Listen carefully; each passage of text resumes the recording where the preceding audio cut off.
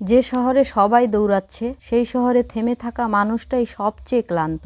সকালগুলো এখানে ঘড়ির কাঁটায় বাঁধা, দুপুরগুলো হিসাবের খাতায়, আর রাতগুলো নীরবে কেটে যায় অসমাপ্ত স্বপ্নের পাশে বসে। মানুষ এখানে বেঁচে থাকে ঠিকই, কিন্তু খুব কম মানুষের জীবন ছুঁয়ে দেখে। কারো হাতে টাকা জমে, কারো চোখে ঘুম জমে না।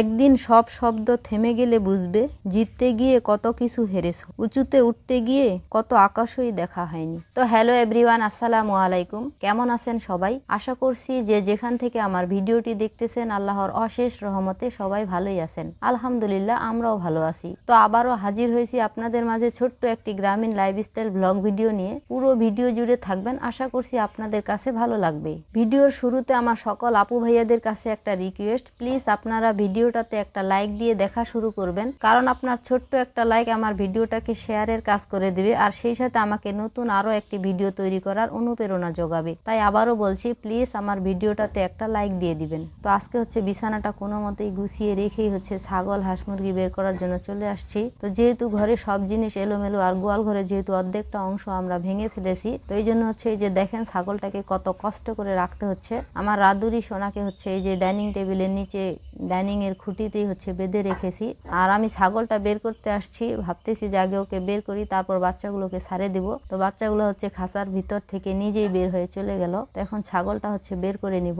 তো এরপরে আসি হচ্ছে মুরগি বের করার জন্য রান্নাঘরে, যেহেতু এখন রান্নাঘরে মুরগিগুলোকে রাখতে হচ্ছে। এই যে দেখেন রান্নাঘরের কি অবস্থা, এখানে মনে হচ্ছে মুরগির খাঁচার কারখানা জমিয়ে ফেলেছি একেবারেই। দেখেন এইভাবে হচ্ছে প্রতিদিন আমাকে প্রথমে এই সব রান্নাঘরে সব জিনিস বের করতে হয়, তারপর ঝাড়ু দিয়ে তারপরেই হচ্ছে রান্না করতে বসতে হচ্ছে। এগুলো সব জিনিস বের না করে কিভাবে এখানে বসে রান্না করব আপনারাই বলেন। যেহেতু ঘরের জিনিস সব এলোমেলো, তাই হচ্ছে রান্নাঘরে অনেক জিনিস রাখতে হচ্ছে, আবার সকালে এগুলো বের করে ফেলে তারপরে হচ্ছে রান্না করতে হয়। তো এখানে হচ্ছে আমার আরো 2টা মুরগি বাচ্চা নিয়ে বের হয়েছে। তো আমার যে এই নতুন মুরগির বাচ্চাগুলো বের হয়েছে, এগুলো কিন্তু হচ্ছে মানে এই মা মুরগিগুলো হচ্ছে 3জনই বোন হয়। তো বাচ্চাগুলোকে হচ্ছে আমি খাবার দিতেছি, কিভাবে যে একটা বাচ্চা মরে গেল বুঝতেই পারলাম না। আজকেই শুধু এগুলোকে বের করে দিলাম, আর সাথে সাথে কিভাবে যে মরে গেল খুব কষ্ট লাগতেছে বাচ্চাটাকে দেখে। Nahar cooking and blog ID থেকে আপু জানতে চেয়েছেন, তো ওই আপুর উদ্দেশ্যে বলতেছি, আপু আমি হচ্ছে মুরগির যে ছোট বাচ্চাগুলো মানে যেগুলো হচ্ছে কেবল বের হয়েছে, ওইগুলো বাচ্চাকে হচ্ছে চালের খুদ দেই, একেবারে যে চিকন খুদটা আছে ওই খুদটা দেই। এটা 1 মাস পর্যন্ত খাওয়াই, তারপরে হচ্ছে অন্য জিনিসও খেতে পারে, ধান অথবা ভাত। তবে বড় মুরগিকে কখনোই চালের খুদ বা চাল দিবেন না, কারণ এতে চর্বি জমে, আর তখন হচ্ছে মুরগি ডিম পারবে না। তো আপু আশা করছি আপনি আপনার প্রশ্নের উত্তর পেয়ে গেছেন। তো আমি বর্তমানে হচ্ছে একটা অনেক বড় মহা সমস্যায় রয়েছি, সেটা হচ্ছে ভয়েস ওভার করা। কারণ হচ্ছে সন্ধ্যার পরে ওই যে সেদিন গত ভিডিওতে বলেছিলাম না যে হচ্ছে সন্ধ্যার পরে বিভিন্ন প্রকারের পোকার আওয়াজ, তারপরে হচ্ছে ব্যাঙ ডাকে, আর দিনের বেলা তো হচ্ছে চারপাশে মানুষজন, তারপরে গাড়ি ঘোড়া যেতেই থাকে, তারপরে আবার মিস্ত্রি বাড়িতে কাজ করে, এজন্য ভয়েস ওভার দিতে অনেকটাই কষ্ট হচ্ছে। এই জন্য আমি একটু সমস্যায় আছি, ভিডিও এডিটিং করতে হচ্ছে পারতেছি না ভয়েস ওভারের জন্য। তো কিভাবে এটা সমাধান করব বুঝতে পারতেছি না। হয়তোবা আমাকে হচ্ছে খুব তাড়াতাড়ি মাইক্রোফোন কিনতে হবে ভালো মানেরটা, তো জানি না কিভাবে কিনবো।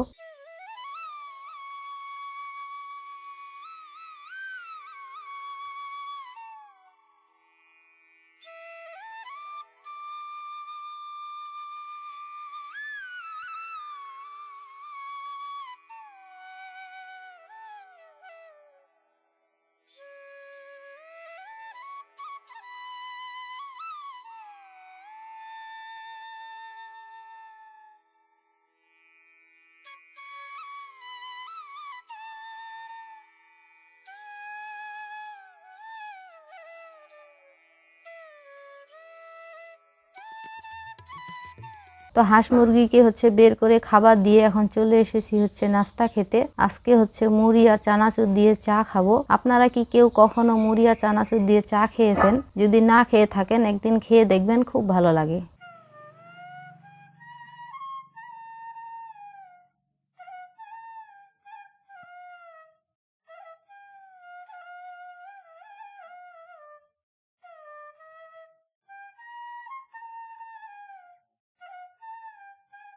তো এরপরে হচ্ছে এখানে অফ ক্যামেরায় আমি হচ্ছে বেগুন দিয়ে ডিম ভুনা করে নিয়েছি আর হচ্ছে ভেন্ডি ভর্তা করেছি, কারণ এগুলো হচ্ছে সাধারণ রান্না, তাই হচ্ছে আপনাদের সাথে শেয়ার করে নিই। অফ ক্যামেরায় রান্না করে নিয়েছি। আমি তো আপনাদেরকে বলেছি যে কাজ ওইভাবে বিস্তারিত শেয়ার করতে পারতেছি না, তাই হচ্ছে একটু একটু করে আপনাদের সাথে শেয়ার করেছি। তো এইখানে কিছু কাপড় ছিল, ওইগুলো ধুয়ে নিয়েছি অফ ক্যামেরায়।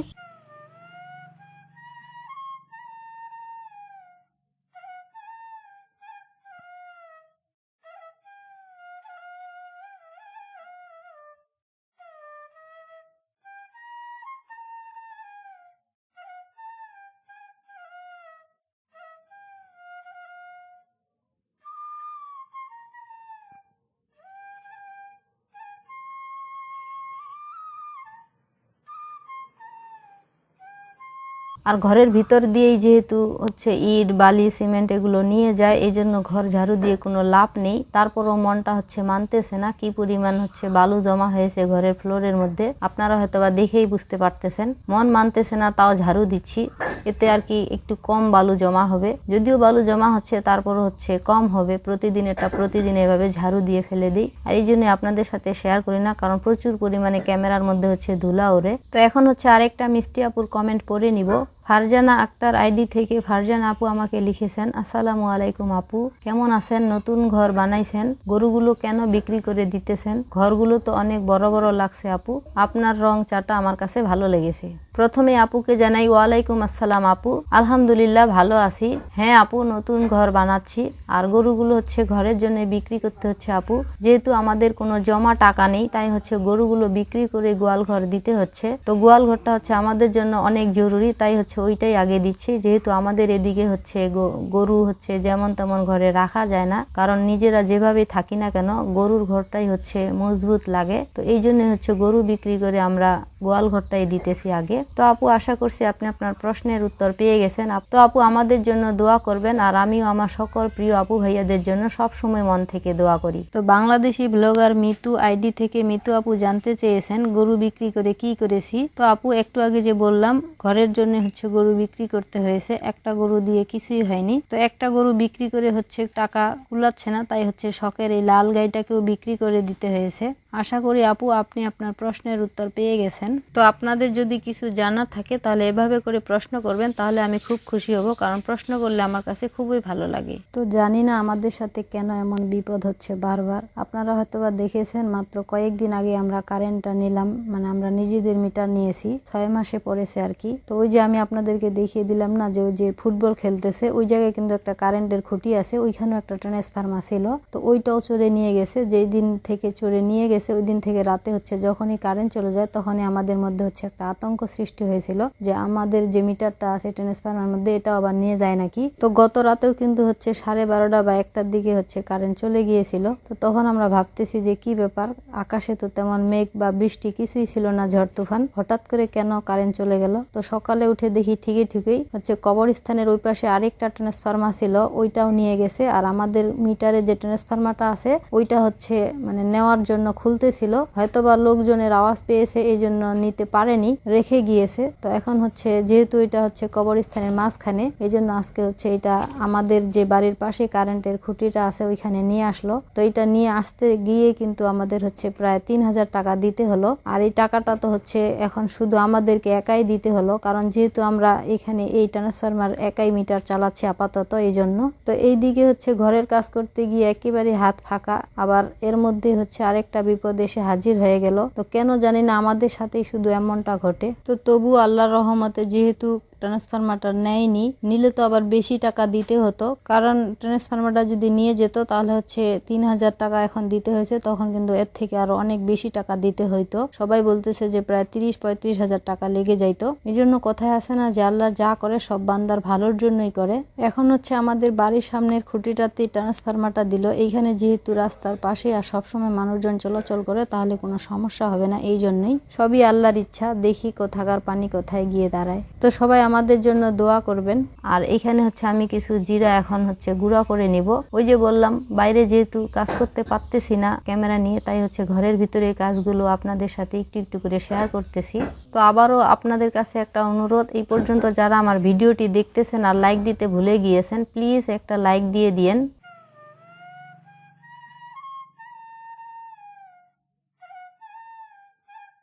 তো আজকে হচ্ছে খান সাহেব মিস্ত্রিদের সাথে ফ্লোরের মধ্যে বালু দিচ্ছে আর কি। তো যেহেতু ফ্লোরে বালু ভরার জন্য হচ্ছে অন্য কোনো লোক পাচ্ছে না খুঁজে, এই জন্য হচ্ছে মিস্ত্রিদের কাছ থেকে ওটা ভরাট করে নিচ্ছে। তো উনিও একটু হচ্ছে কাজে হেল্প করতেছে, তাহলে তাড়াতাড়ি হবে কাজটা।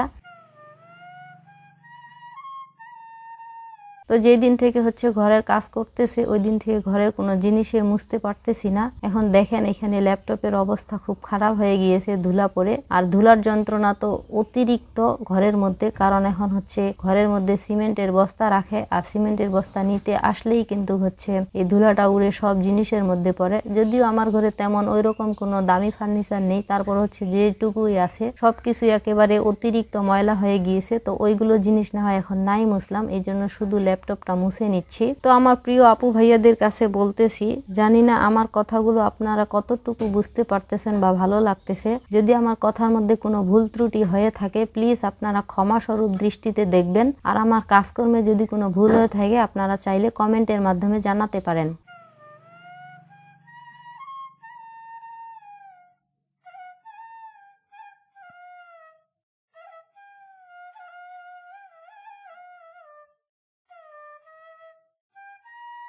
তো আমি যে প্রথমে বলেছিলাম না যে একটা হচ্ছে ইটের টলি ঘরের পিছনে রাখতে চেয়েছিলাম, ওইটা হচ্ছে আনতে পারেনি। ওইদিকে যেহেতু চাকা হচ্ছে দেবে যাচ্ছিল এই জন্য হচ্ছে ওইখানে রেখে দিয়েছে। তো ওই ইটগুলো কিন্তু এখনো আনা হয়নি, আর কাছে যে ইটগুলো রেখেছিল ওইগুলো দিয়ে আগে কাজ করছে। তো এখন আমরা ভাবতেছি যে মিস্ত্রি যদি ইটগুলো আনতে যায় তাহলে হচ্ছে সারাটা দিন ওখানেই চলে যাবে। তো এই জন্য আমরা হচ্ছে আজকে খান সাহেব সহ ইটগুলো নিয়ে আসতেছি। তো উনি আনতেছে, আমি ভাবতেছি যে আমিও যে ওনার সাথে 2-4টা পারে নিয়ে আসি, একটু হলেও তো এগিয়ে যাবে। তো এই জন্য হচ্ছে দুজনে মিলে আমরা ইটগুলো নিয়ে আসলাম। তো আমি হয়তো আপনাদের সাথে শেয়ার করেছিলাম যে আমার হচ্ছে শরীরটা তেমন একটা ভালো না, মানে হচ্ছে শরীরের প্রত্যেকটা জয়েন্টে জয়েন্টেই ব্যথা। তো এখন যেহেতু আবার ইট নিয়েছি এই জন্য কিন্তু হচ্ছে আর প্রচুর পরিমাণে ব্যথাটা বেড়ে গেছে, আর সারা রাত তখন ঘুমাইতেই পারিনি ব্যথার যন্ত্রণায়। তো কি আর করা, সংসারের কাজ করতে তো হবেই। আর ইট নেওয়ার সময় কিন্তু একটা ইট পরে পায়ের মধ্যে হচ্ছে 2টা আঙ্গুলে ব্যথাও পেয়েছি। ব্যথার সাথে সাথে কিন্তু হচ্ছে অনেকখানি চামড়া উঠে গিয়েছে।